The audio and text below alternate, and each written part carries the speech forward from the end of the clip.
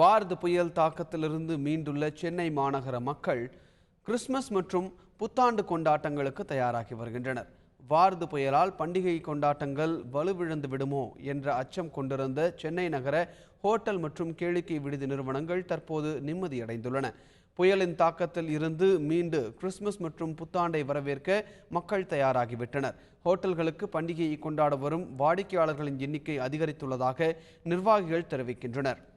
வழக்கம் போல் இந்த ஆண்டு கொண்டாட்டங்களுக்கான ஏற்பாடுகள் முழு வீச்சில் நடந்து வருவதாக அவர்கள் கூறுகின்றனர்.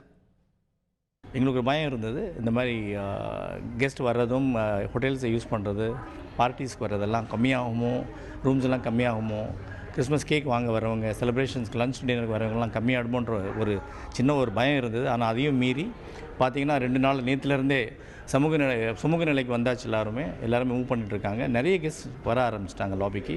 கேக்ஸ், புட்டிங்ஸ் ப்ளஸ் என்னென்ன ஹோட்டலில் என்னென்ன வெரைட்டி வச்சுருக்கீங்க, லஞ்ச் என்ன இருக்குது, டின்னர் இருக்குது, இந்த என்கொயரிஸ் எல்லாம் நிறைய ஸ்டார்ட் ஆகிருக்கு இப்போ. ஸோ அதனால் நாங்கள் எதிர்பார்த்த விட அந்த பயத்தை மீறி நல்ல விஷயங்கள் நடந்துகிட்ருக்கு. கிறிஸ்துமஸ் புத்தாண்டு கொண்டாட்டம் என்றால் நினைவுக்கு வருவது பல்வேறு வடிவங்களில் விதவிதமான சுவைகளில் வரும் கேக்குகள், புதுமையான உணவு வகைகளுமே.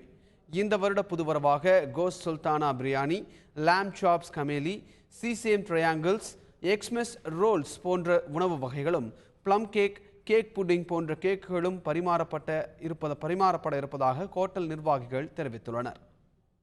டர்க்கி வந்து ஸ்பெஷலாக நாங்கள் பண்ணுறோம். அது ஸ்டஃப் டர்க்கியும் கொடுப்போம், ரோஸ்ட் டர்க்கியும் கொடுப்போம் லஞ்சு டின்னரில். அதே மாதிரி டர்க்கியில் பிரியாணியும் கொடுப்போம். 10-12 வகையான இது வெஜிடேரியன் கொடுப்போம். தம்பு பிரியாணி, அதில் வந்து பிரியாணி வந்து ஸ்பெஷலாக கொடுப்போம். பிரியாணியும் கொடுத்துருவோம். வெஜிடேரியன் ஐட்டம், நான் வெஜிடேரியன், இது மொத்தமாக சேர்த்து ஒரு 50-55 ஐட்டத்துக்கு மேலே வரும். அந்த பர்டிகுலர் டே வந்து வி ஆர் செலிப்ரேட்டிங் லைக் கிறிஸ்மஸுக்கே வந்து ஒரு ட்ரெடிஷ்னலான roasted turkey with cranberry sauce. இந்த வாட்டி நாங்கள் வந்து பார்த்திங்கன்னா pistachio stuff turkey with cranberry sauce வந்து எங்களோட மெனுவில் ஆட் பண்ணியிருக்கோம். ரொம்ப ஸ்பெஷலான இந்த மெனு அது. இந்த கிறிஸ்மஸ் டே லஞ்சில் வந்து இந்த ஸ்பெஷல் மெனுவை கொடுக்கறதால அந்த கிறிஸ்மஸ்க்கே உரித்தான ஒரு ஃபீல் அண்ட் அரோமா நம்ம வந்து கிரியேட் பண்ணுறோங்க. இதனிடையே கிறிஸ்துமஸ் பண்டிகையை முன்னிட்டு சென்னையை அடுத்த பாடியில் உள்ள தூய மிகாவேல் ஆலயத்தில் வைக்கப்பட்டுள்ள பிரம்மாண்ட குடில் பார்வையாளர்களை கவர்ந்துள்ளது. 40 அடி உயரம், 20 அடி நீளத்துடன் 7 லட்சம் ரூபாய் செலவில் 15 நாட்களில் இந்த குடில் உருவாக்கப்பட்டுள்ளது. இதேபோல கிறிஸ்துமஸ் விழாவை ஒட்டி திருவாரூரில் புனித ஃபாத்திமா ஆலயம் சார்பில் 50 கிறிஸ்துமஸ் தாத்தாக்கள் உட்பட 500க்கும் மேற்பட்டவர்கள் பங்கேற்ற பேரணி நடைபெற்றது. பின்னர் ஆலயத்தில் சிறப்பு பிரார்த்தனை நடைபெற்றது.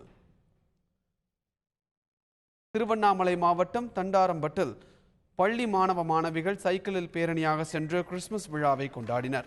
தொடர்ந்து அவர்கள் கிறிஸ்துமஸ் தாத்தா வேடமணிந்து மனநலம் குன்றிய மாணவர்களுடன் ஆடிப்பாடி அவர்களுக்கு இனிப்பு வழங்கியும் பாடல்களுக்கு நடனமாடியும் கொண்டாடினர்.